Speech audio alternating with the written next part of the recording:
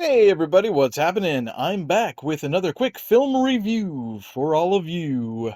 And today I'm going to be taking a look at Masters of the Universe.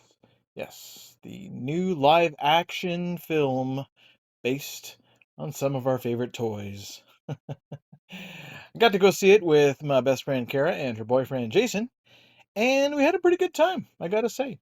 Now, this film was directed by Travis Knight, and he's the director of Bumblebee, so he already knows about us Gen Xers and our childhood characters, and on the cartoons, and now they're all in live action. It's great to see. The film has about four different writers: Chris Butler, Aaron Nee, Adam Nee, and David Callaham. And the film stars Nicholas Galitzine.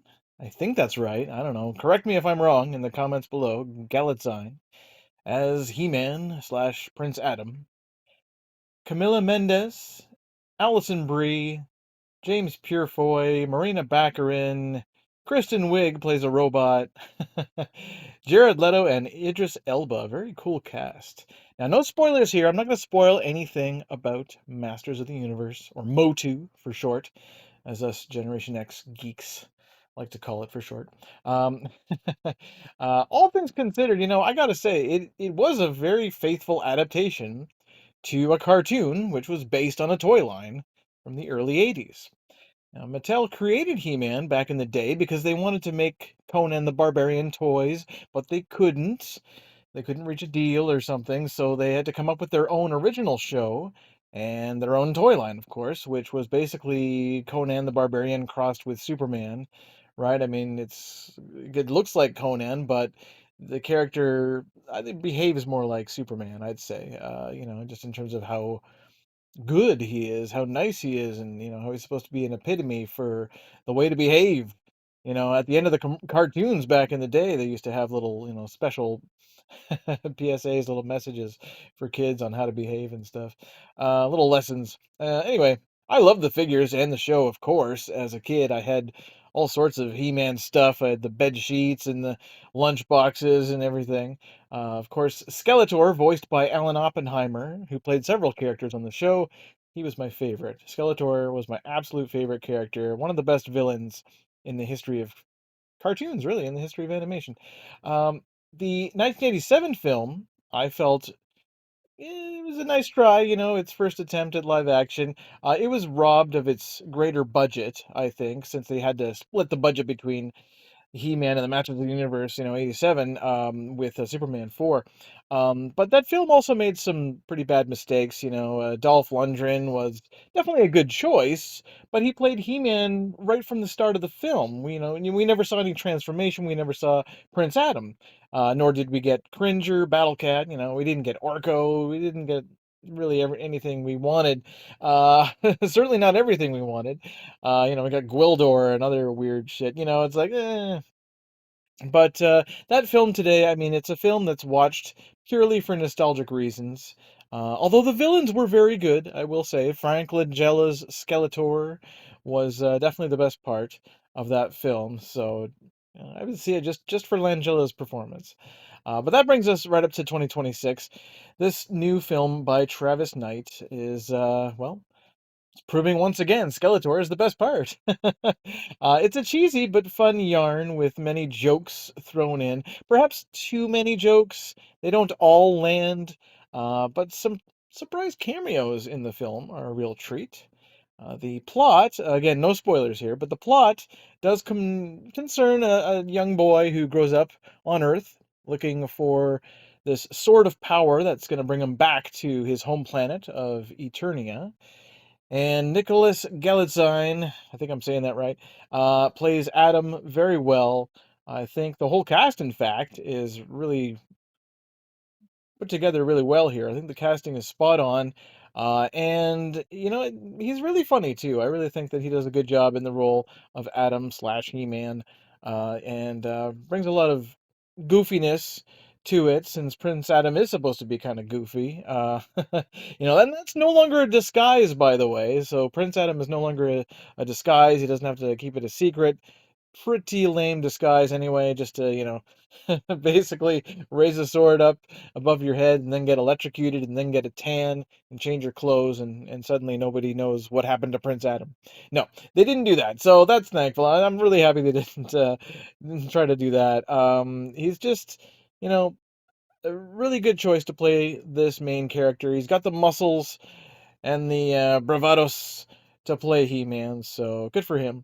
Idris Elba, he plays Captain of the Guard, Man-at-Arms, aka Duncan, and he's like the trainer. He's the old soldier, and he does a great job. Elba's always very reliable, and Camila Mendes plays his warrior daughter Tila, and they're both absolutely fantastic in their roles. There are several fan favorite good guys and bad guys here. Certain ones that fans will pick out and go, "Oh, I remember him. Oh, I had that one." You know, but there were also a couple of characters I did not recognize. A couple that they looked like they made them up just for the film, and I'm thinking, man, there's so many characters in this mythology. They could have thrown in a couple of more fan favorites, since this film is just like the recent Mortal Kombat 2, this film is all about fan service and all about the humor. Now, Jared Leto, okay, this guy does a superb job of playing the evil sorcerer Skeletor. Leto's performance here is menacing while comical, so that's a very difficult balance to maintain. I really like the effect too, visually of his character. I love the way his eyes lit up and the way they would look around. I don't know. After seeing this movie, I wonder, if they were to make another GI Joe live action film, could Leto play Cobra Commander? Maybe. I think he'd be good. Just saying. Anyway, Alison Brie is also very good here as Evil Lynn. Some people say she's too pretty, and they kind of have sympathy for her, and that does happen in some of the mythology here. But she's supposed to be very pretty and very powerful. Like she's this really powerful witch, and she is in the film. She's very powerful, but they don't do enough with her. I found, and that was disappointing. They didn't really do as much with Evelyn as I was hoping, considering all her powers and everything. Indeed, there are some illogical things that happen in this movie. I will not spoil it though. To criticize the film fully is to spoil a few things. I'm not going to do that. Um, it's really a great way though to get new audiences into He-Man, right? I mean, it's a really great way to introduce the character and the mythology to people, especially kids that aren't too familiar, as the film is appropriate for kids of all ages, I think. And I do really like the fact that it does not take itself too seriously. Many scenes do kind of feel like a wink to the audience. The music in the film is excellent. Now, it can get a little bit boring about two-thirds of the way in, but it does have a satisfying, if somewhat predictable ending. I mean, it is He-Man we're talking about here. It's not, it's not too surprising what happens at the end. So oodles of fan service and lots of humor. It doesn't always work. But it's not too gory, it's not too scary for kids. Definitely stay after the credits as well, because there is more. And I'm just going to say, you know what? It's a 7.5 out of 10. It's a good time, especially if you love He-Man, if you grew up with this stuff. Casual audiences will still get some laughs out of it, I think, and the action is plentiful. There's just a lot of action in this crazy He-Man movie.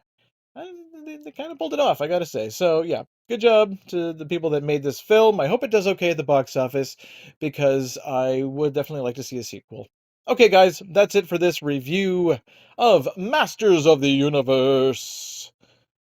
And until next time, we'll see you at the movies. Peace.